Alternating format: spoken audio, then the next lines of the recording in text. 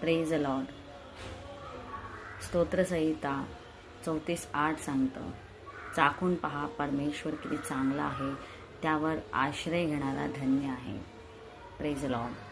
ही ओळ केवळ धार्मिक विधान नाही, तर ही ओळ अनुभवासाठी दिलेली आवाहन, आमंत्रण आहे. देवाचे वचन आपल्याला थेट म्हणतं, फक्त ऐकू नका, तर अनुभव घ्या. चाखून पहा देवाला. Praise the lord. चाखणे ही क्रिया केवळ शारीरिक नव्हे, तर ती आत्मिक आहे. एखादा पदार्थ जेव्हा आपण चाखतो तेव्हा आपल्याला त्याची चव कळते.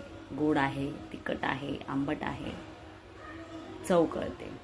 त्याचप्रमाणे येशूच्या प्रेमाचा, दयाळूपणाचा, क्षमा आणि शक्तीचा अनुभव घेणे म्हणजे चाखणे होय. हालेलुया. येशूच्या आयुष्यात येऊन त्याच्याशी व्यक्तिगत नातं बांधणं हेच खरे चाखणे होय. येशू चांगला आहे हे अनुभवण्यासाठी ज्यांच्याकडे साक्ष आहे त्यांच्याकडे जा, पहा. त्यांची साक्ष ऐकून तुमच्या डोळ्यात पाणी येईल.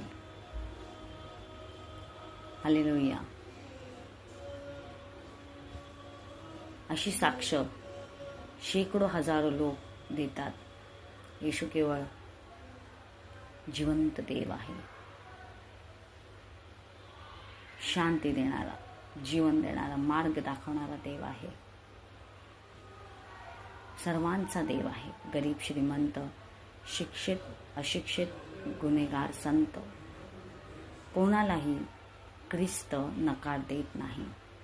तो प्रत्येकांचा देव आहे. जो कोणी माझ्याकडे येतो त्याला मी नकार देत नाही, योहान 6:37 सांगतो. Praise the lord. देव क्षमा करणारा देव आहे. तो आपले पाप क्षमा करतो आणि पूर्ण नवीन करतो. शांती. वादळातून सुद्धा अंतःकरणाची शांती देणारा देव आहे. अंधारात दिशा दाखवणारा देव आहे.